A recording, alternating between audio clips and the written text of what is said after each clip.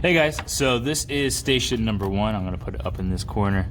So this is for station 1. What we're going to be doing on this one is we're going to look at speed, velocity, and acceleration problems. These ones will pop up on the test quite often. What you want to do first is be able to look at a problem and identify its variables within there. So if we're looking at problem 1, Pete is driving down 7th Street. He drives 150 meters in 18 seconds. Assuming that he does not speed up or slow down, what is the speed in meters per second? So if I look at this one, I'm identifying my distance, my time, and I'm looking for velocity. So I'm going to use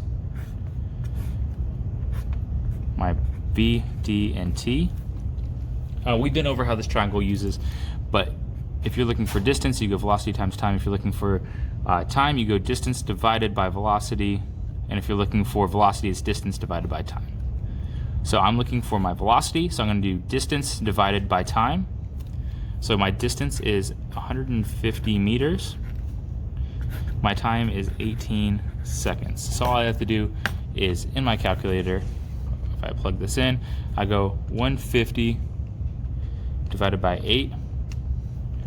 So my answer should be 18.75 meters per second.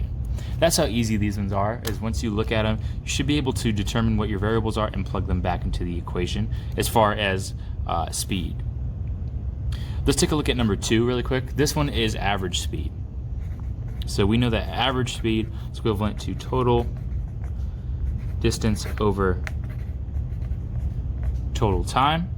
So if I look, a person jogs 4 kilometers in 32 minutes, and then 2 kilometers in 22 minutes, finally 1 kilometer in 16 minutes. What is the jogger's average speed? So I have to do total distance, so let's start with that. So I have 4 kilometers plus, he goes 2 kilometers, and then finally they go 1 kilometer. And I'm going to divide that by my total time, which is 32 minutes plus 22 plus 16. So if I plug all that in, let's see. So the first part, I have to go 4 plus 2 plus 1 is 7 for my top part. So I'm going to have 7 kilometers. And then I divide 7 kilometers by, I'm going to put my bracket, 32 plus 22 plus 16 bracket is, answer should be 0.1 kilometer per hour. If you didn't catch this, the bottom distance right here will actually equal 70. So it should be 7 over 70. So it should just be 0.1 kilometers per hour. And so that's how we find my average velocity, my average speed right here. It's total distance over total time. These ones, again, are just variations on this equation, so I'm not going to go through these ones. I'm going to let you guys do those ones by yourself. Just keep in mind that you're using the same equation for any of these speed equations. If we look, let's look at number 7. 7 is one of the acceleration problems, so I'm only going to do one more example problem for this station. All you're looking for is at the top of the hill, we have a velocity right here. We have another velocity right here.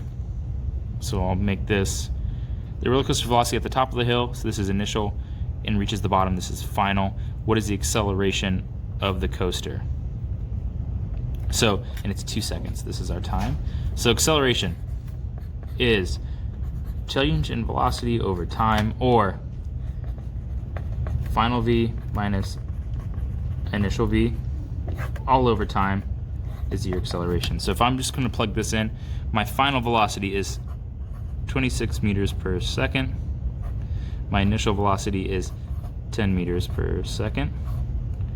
And then my time is 2 seconds. So all I have to do is plug it in. 26 minus 10 is 16 meters per second. And I divide that by 2. So it should be 8 meters per second squared. Cool? That's all we have to do on this one. It's a pretty simple problem once you guys get down to it. If you know your equations and you know how to plug in values for your equations, then you should have no problem with this one. Hey guys, so this is station 2. Station 2 is you're looking at distance time graphs. There is a website on the top that will help you with distance time graphs if you are struggling. I'm just going to go over problem 1 to help you guys kind of look at a distance time graph. If you can do problem 1 on your own, go ahead and work on it on your own. You could check your answer after this. But problem 2 and 3 will be left up to you guys to attempt on your own. So problem 1, Erin leaves home at 11 a.m. So before I even do anything else, I should probably start by setting this time on the bottom. And you're setting a distance on the side, because it's a distance time graph, so I just wanted to set that up first so I knew initially. Okay, she cycles at a speed of 16 miles per hour for 90 minutes. She stops for half an hour. Erin then cycles home and arrives at 3 p.m. So what I'm going to do is I'm going to go, let's go 11, 12, 1, 2, 3, 4, 5, 6, 7, 8, and 9. Cool. So now I have my time, and this is going to be in hours. So she leaves at 11 a.m. She cycles at a speed of 16 miles per hour for 90 minutes. So you want to draw a distance time graph to show Erin's journey, what Erin's average speed on the return part of her journey. So this is what we're finding at the very end. But if I look, she goes 16 miles per hour. So what has to end up happening is for every hour that you're moving up, it has to go 16. So I'm going to go, these ones will mark, I'll just mark 5s. So 1, 2, 3, 4, 5. 1, 2, 3, 4, 5. 1, 2, 3, 4, 5. Okay, so this is 15. That's 20. If I need to go up higher, I can add more points to my top part. So you want to find the distance traveled from here. So we use this equation, v equals d over t. Since I'm looking for distance, if I rewrite this equation based on my triangle, it should be velocity times time. So what I'm going to do is I'm going to find out how far she went in that amount of time. So I go 16 miles per hour times 90, or not times 90, because I have to convert this 90 minutes to hours. So I'll do that up. Let's see where I have room. I'll do it right here. So we have 90 minutes. There is, I want hours. So I know that if I put minutes on the bottom to cross out this one, there's 60 minutes in 1 hour. So I'm going to go 90 divided by 60 is 24. What? Did I do that right? 1.5. There we go. That was a little weird. Okay. 1.5 hours is what I'm looking at. So I have to go 1.5 times 16. It goes 24 hours. Or 24 miles in 90 minutes, which is 1.5 hours. So this is 1 hour. Here's a second hour, so it should go right here, and it should be at 24 miles. So if I go up by 5 more, at right about here. So that's where I'm going. So I'm going to use my little thing and draw this. I should have probably scaled this a little differently, but since I already rolled with it, I'm just going to keep going. What happens then is she stops for half an hour, right? So she stops from here to here. So she's going to have a flat line. Savannah Harris, please report to the front office. Savannah Harris, please report to the front office. Thank you. Okay, there we go. So now we have just this little part. She's going flat for half an hour. She then cycles home and arrives at 3 p.m. So here's 3 p.m.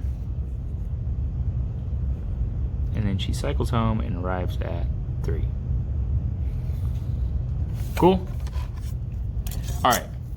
So I drew my distance and time graph. Again, I could have started this at 0 and gone up 1 every single time. I just did it 11, 12, 1, 2, 3, 4, 5, just to make it easier on myself to kind of visualize it. So I have my time in hours on the bottom. I have my distance on top. I could have scaled my distance differently. I could have scaled my time differently. But since I chose this, my scale might look different from yours if you did it differently. But we're still going to have the same kind of shape, which is this like trapezoidal shape because she's stopping at the top. Okay, average speed. So if I want to find average speed of this journey, it's total distance and total time. So my total distance, right? It's total distance over total time. So if I look here, she travels 24 miles,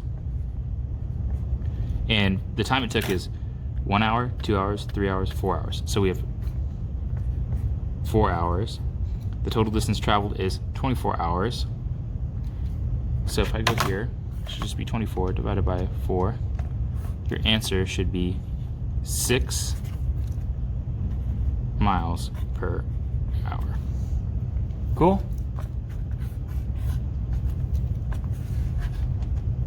So on the return part of her journey too, it's traveling from 24 to 0. So it's traveling a total of 24 miles to re-emphasize this.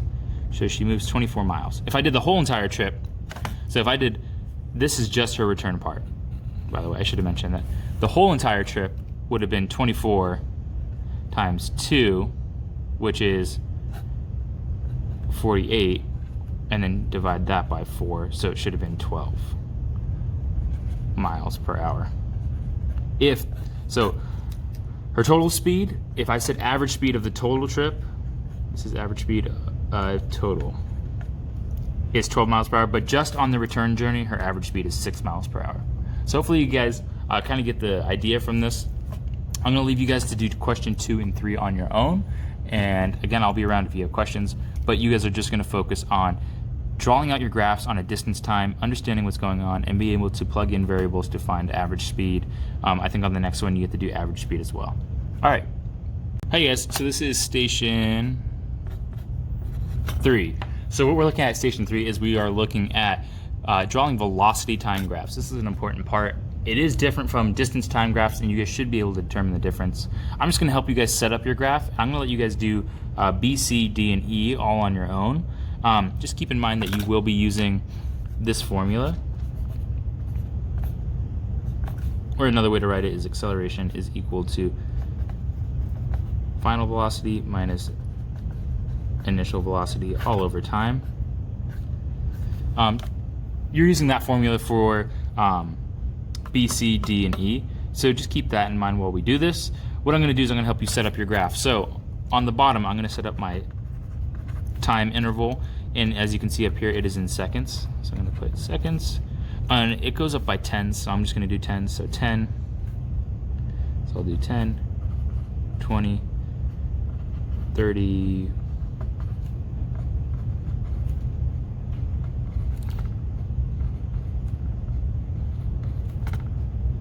90, and then 100, and then 110 would be out here. Okay, and if I look at my speed goes up all the way up to 40, seems to be the highest point. So what I'm going to do is I'm going to go 2s. So I'm going to go 2, 4, 6, 8, 10. 2, 4, 6, 8, 10. So 20 is right there. 2, 4, 6, 8, 10. That means 30, and then 2, 4, 6, 8, 10. 40 is my top point. Cool? So this is going to be in meters per second, and this is my speed. All right. First thing I'm gonna do, go over to 0, and it says my speed starts at 15. So I go 2, 4, right here. So at 0, my speed is already at 15. That's important because your speed doesn't have to start from 0. If I start from 0, that means my object is stopped, and it's telling you right now that your object was not stopped. It was moving at 0 seconds. At 10 seconds, we're accelerating to 20. So we're gonna move 20. At 25, or at 20 seconds, sorry, we're gonna go up to 25. So here's 20 seconds, we go 4, 5. So if you guys take a look, we're still traveling at the same slope, which means we're still accelerating up at the same pace. And then from 30, at 30 we are going 30. At 35, or at 40, we are going 35. So we go up to 30, 34, 35. Still moving at the same slope, which is nice, which means this whole area is accelerating. At 50, we are going 39. So now we're starting to get to the point where, here is 39 is right there. where we're starting to possibly start to decelerate, because now we're seeing our slope change a little bit. Because it was going up by 5s right here, and now this one is only an increase of 4, and these are all right here an increase of 5, which means that now our acceleration is starting to change. So now here at 60, we're down at 32. So we go here, this is 32. So if we actually look, we're actually decelerating here. And then at 70, we are going 20. So 70 is right here, 20 is right there. So now we're really starting to slow down on our object. 80 is 8, so 2, 4, 6, 8. 90 is 0. So our object has now come to a complete stop. We are not moving. 100 is 0. And then 110 is 10. So it actually, at that very last second, we start speeding up again. So if we look, the only area we're actually seeing a constant speed is at 0, because it's consistently going 0 meters per second. Everywhere else is accelerating, and this is decelerating. Turn that. So we have accelerating, decelerating, and then we have our constant 0 velocity right here. So I'll let you go through B, C, D, and E. Again, if you're determining acceleration at a given point, you can use 2 points on that line with the same slope, so here and here. So for D, you could use these 2 points. And then if you want to find how far the car travels, so if I'm looking for displacement, so on E, it asks you to look for displacement, you are going to find the area of all of this. What I would do is I'd split it up into shapes that are a little bit easier for you to figure out. So for example, I would split up this triangle. This triangle is also going to be same, and then I would split up into a rectangle. You're going to have to split it up into different shapes that you understand. But remember that the area of a triangle is half base times height, and area of a square equals Attention students, length and if width. Juliana or Franz Den is on campus, please find a security or teacher on duty. Report. Okay, sorry about that announcement. But yeah, again, when you're finding the speed of the car at 35 seconds, you will go to 35 seconds on here, and then you have to find the speed of the car using your formula or just looking across. So right here at 35, you can go across. This problem is not too difficult. It is similar to a test question problem, so please understand how to do it. Make sure you know how to understand part E. So you need to know how to figure out area below your graph. All right, you guys, this is our last station. This is station 4. So we're just gonna look, and I'll help you through the graph at the beginning, and I'll let you do the rest by yourself. I just wanna get you on the right pace, or the right start. So the runner runs at a constant speed of 10 meters per second from the start of the race. During the first 5 seconds of the race, the car speed increases from 0 meters per second to 25 meters per second at a uniform rate. So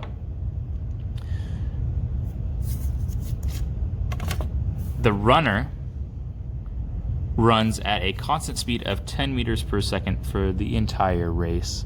So what I will actually do is I will draw the runner in pen, so that way we can, let me just double check if pens works.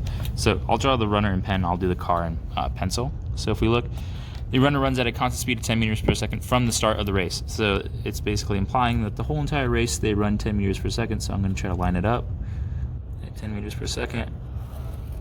And that's my line.